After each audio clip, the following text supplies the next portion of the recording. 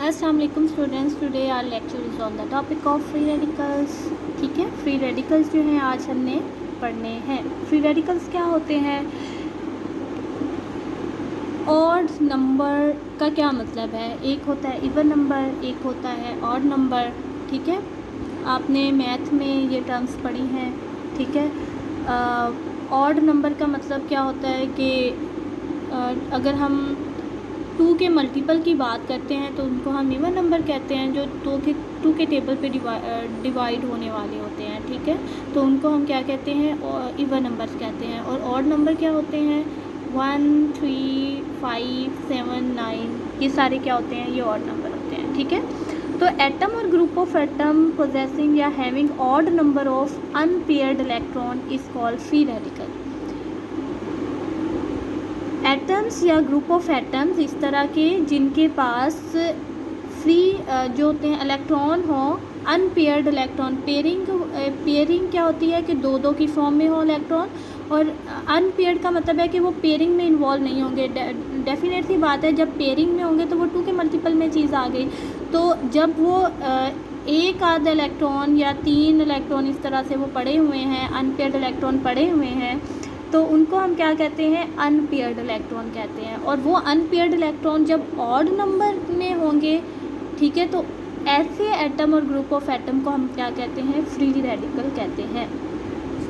N atom और group of atoms having या possessing odd number of unpaired electrons are called free radicals. ठीक है, free radicals कहते हैं।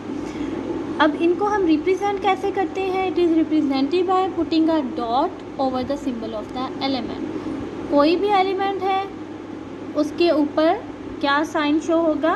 डॉट का साइन शो होगा। यहाँ पे अगर आप देखें, हाइड्रोजन के ऊपर डॉट है।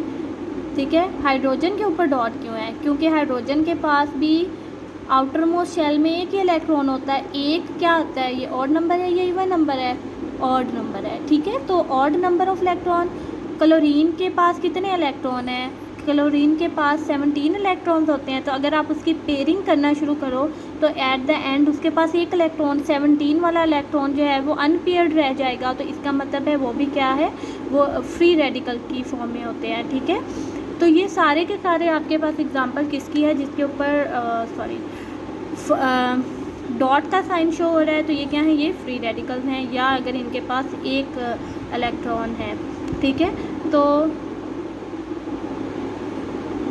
अब अगर आप ये स्टेबल मॉलिक्यूल है एक, और आपके पास क्या फ्री रेडिकल आपके पास यहाँ पे कंपैरिजन दिखाया हुआ है। तो अगर आप यहाँ पे देखें तो आपके पास एक स्टेबल मॉलिक्यूल में ये अगर यहाँ पे ये पेयरिंग की फॉर्म में है, ये तो उसका न्यूक्लियस हो गया ना, जिसके अंदर प्रोटॉन और न्यूट्रॉन होते हैं। तो यहाँ पे इलेक्ट्रॉन, ये जो पहला शेल है इसके अंदर 2 इलेक्ट्रॉन है। अगर इसको आप देखो तो इसका एक पेयर बनता है। अगर यहाँ पे देखो, ये 2 इलेक्ट्रॉन है, ये 2 इलेक्ट्रॉन है, ये 2 इलेक्ट्रॉन है, और ये 2 इलेक्ट्रॉन है। तो ये पेयरिंग की फॉर्म में अगर आप इसको देखें तो इनका पेयर की फॉर्म में ये इलेक्ट्रॉन जो है ये आपस में मौजूद होंगे। लेकिन अगर आप यहाँ पे देखें, इसमें ये 2 इलेक्ट्रॉन है, ये 2 इलेक्ट्रॉन है, ये 2 इलेक्ट्रॉन है, यहाँ पे एक इलेक्ट्रॉन है, यहाँ पे एक इलेक्ट्रॉन मिसिंग है। ठीक है, तो ये फिर इस फॉर्म को हम क्या बोलते हैं? This is called free radical. ठीक है, तो यहाँ से आपको इसका कंपैरिजन पता चल गया होगा। ओके, अब यहाँ पे भी आप अगर देखें तो फ्री रेडिकल्स जो होते हैं, यहाँ पे ये पेयरिंग की फॉर्म में 2 इलेक्ट्रॉन, ये और यहाँ पे एक इलेक्ट्रॉन मिसिंग है। तो ये फ्री रेडिकल जितने भी होते हैं, इनके साथ एंटी ऑक्सीडेंट्स जितने भी होते हैं वो आके रिएक्शन करते हैं और इनको क्या करते हैं? स्टेबलाइज करते हैं। ठीक है, यहाँ पे एक इलेक्ट्रॉन यहाँ से ये इनको देंगे तो ये स्टेबलाइज हो जाएंगे। और फ्री रेडिकल अगर आपकी बॉडी में मौजूद हैं तो ये आपके लिए जो है ये बड़े हार्मफुल होते हैं। ठीक है, डैमेज कॉज करते हैं। ठीक है, इसलिए एंटीऑक्सीडेंट्स जो होते हैं इनके सप्लीमेंट भी मौजूद होते हैं, और ये हमें जो है वो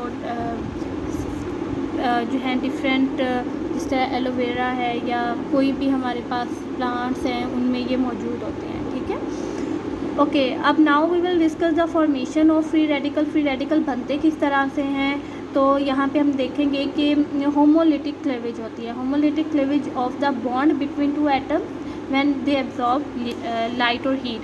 ठीक है, यहाँ पे क्या है, फ्री रेडिकल्स आर जनरेटेड या फॉर्म्ड। फॉर्मेशन क्या है कि ये कैसे बनते हैं, अगर क्वेश्चन आपको आ जाता है कि व्हाट इज़ द फॉर्मेशन और write down the formation of free radicals, तो आपने वहाँ पे ये चीज़ मेंशन करनी है कि होमोलिटिक लिटिक का वर्ड यहाँ पे भी यूज़ होता है, उसका मतलब क्या होता है, ब्रेक डाउन होना, टूटना, लाइसिस।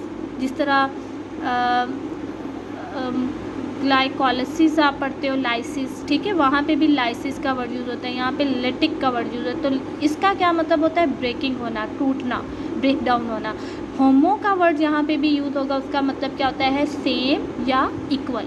तो free radicals are generated by the homolytic breakage of the bond. Bond की जो है वो ब्रेकिंग है, होमोलिटिक इक्वल, ठीक है, when two atoms between two atoms when they absorb heat और लाइट एनर्जी। यानी बहुत ज़्यादा हीट या लाइट एनर्जी जब उनके ऊपर एटम्स के ऊपर पड़ती है तो वो क्या करते हैं, बॉन्ड की ब्रेकेज होती है, और उस बॉन्ड की ब्रेकेज से जो है वो क्या होती है, बॉन्ड जब ब्रेक करते हैं तो उससे फ्री रेडिकल जनरेट होते हैं। जैसे अगर यहाँ पे आपके पास एग्जांपल है मॉलिक्यूल की, ये क्लोरीन का एक मॉलिक्यूल है, इसकी जैसे ही इसके ऊपर सनलाइट पड़ेगी तो सनलाइट के पड़ने से ये किस में चेंज हो जाता है, इसके बॉन्ड ब्रेक होंगे, बॉन्ड ब्रेक होगा तो ये किस में चेंज हो जाएगा, फ्री रेडिकल में चेंज हो जाएगा। सिमिलरली ये मीथेन है, मीथेन के ऊपर जैसे सनलाइट पड़ेगी, ठीक है, तो वो उसके बॉन्ड को ब्रेक करेगा, इसमें से एक हाइड्रोजन क्या हो गया, रिमूव हो जाएगा। ठीक है, तो अ free radical is extremely reactive species as it has the tendency to complete its octet। ठीक है, जिस तरह से हमने ये पीछे देखा है कि फ्री रेडिकल जैसे ही बनते हैं, लेट्स सपोज हम कहते हैं कि ये एक फ्री रेडिकल बना है। अब फ्री रेडिकल में हमने क्या कहा था कि अनपेयर्ड इलेक्ट्रॉन वहाँ पे पड़ा हुआ है। अब जब इसके पास इलेक्ट्रॉन, यहाँ पे इलेक्ट्रॉन नहीं है, तो ये क्या करेगा, ये इसकी कोशिश क्या होगी, इसकी कोशिश होगी कि ये अपने आप को स्टेबलाइज करे। तो ये बहुत रिएक्टिव होता है कि ये फौरी तौर पे किसी ना किसी से रिएक्शन स्टार्ट कर लेता है। जिस तरह यहाँ पे हमने देखा है कि फ्री रेडिकल एंटीऑक्सीडेंट से जो है वो आके बॉन्डिंग करते हैं, ठीक है, और अपने आप को क्या करते हैं, स्टेबलाइज करते हैं। तो ये यहाँ पे इसके आउटर मोस्ट शेल में अगर हम बात करें इस फ्री रेडिकल के, तो कितने इलेक्ट्रॉन्स हैं, 5 इलेक्ट्रॉन्स हैं, और इसने अपने आप को स्टेबलाइज करना है। तो आपने पीछे पढ़ा था कि अगर 5 या 5 से ज़्यादा इलेक्ट्रॉन होंगे तो इनमें क्या होगी टेंडेंसी, ये क्या करेगा, ये गेन करेगा इलेक्ट्रॉन। तो ये इलेक्ट्रॉन किसी से ले के अपने 8 इलेक्ट्रॉन यानी ऑक्टेट पूरा करने की कोशिश करेगा। ठीक है, तो यहाँ पे ये जो लाइन लिखी हुई है, a free radical is extremely reactive species as it has a tendency to complete its octet.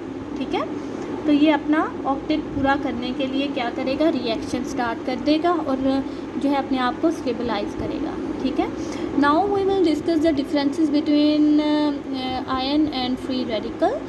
तो आयंस क्या होते हैं ये आप पीछे डिटेल में पढ़ चुके हैं। These are the atom which bear some charge, ठीक है, जिनके ऊपर कोई ना कोई चार्ज होता है, पॉजिटिव चार्ज होता है, नेगेटिव चार्ज होता है।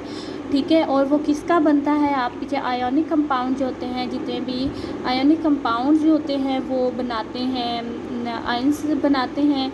ठीक है, तो दे अब एग्जिस्ट हैं, और ये फ्री रेडिकल्स जो होते हैं, these are the atom that odd number of electron, इनके पास ऑड नंबर ऑफ इलेक्ट्रॉन होंगे। ठीक है, और उनके ऊपर हम क्या कहते हैं, जितने भी आयंस होते हैं इनके ऊपर कोई ना कोई चार्ज होगा, एग्जिस्टेंस। ठीक है, आयंस जो होते हैं ये सॉल्यूशन की फॉर्म में भी होते हैं। जिस तरह अगर हम आयोनिक कंपाउंड की बात करें, सोडियम क्लोराइड की बात करें, तो अगर आप इसको वाटर में डिज़ोल्व करते हैं तो ये वाटर की सोल्यूशन इसका बन जाता है। ठीक है, और ये क्रिस्टलेटस की फॉर्म में भी होता है, जैसे सोडियम क्लोराइड का आपने देखा है घरों में हमारे सोडियम क्लोराइड है तो वो क्रिस्टल की फॉर्म में है। ठीक है, तो ये सोल्यूशन की फॉर्म में भी होते, क्रिस्टल की फॉर्म में होते, they can exist in solution as well as in air. तो फ्री रेडिकल सोल्यूशन की फॉर्म में भी होते हैं और एयर में भी एग्जिस्ट करते हैं। ठीक है,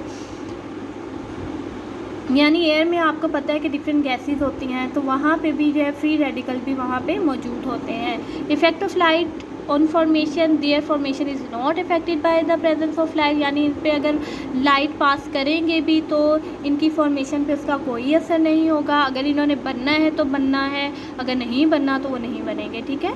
तो लाइट जो है इस पर इफ़ेक्ट नहीं करती, लेकिन फ्री रेडिकल्स की फॉर्मेशन पे लाइट क्या करती है, इफ़ेक्ट करती है, ठीक है। तो आपने जो है इन टॉपिक्स को जो है बड़े अच्छे तरीके से, डिफरेंसेस वाले टॉपिक तो आपने बहुत अच्छे तरीके से याद कर लेने हैं, क्योंकि डिफरेंसेस बहुत ज़्यादा पूछे जाते हैं, ठीक है। और आपने डेफिनेशन विद एग्जांपल हर चीज़ को अच्छे तरीके से याद कर लेना है। Thank you so much.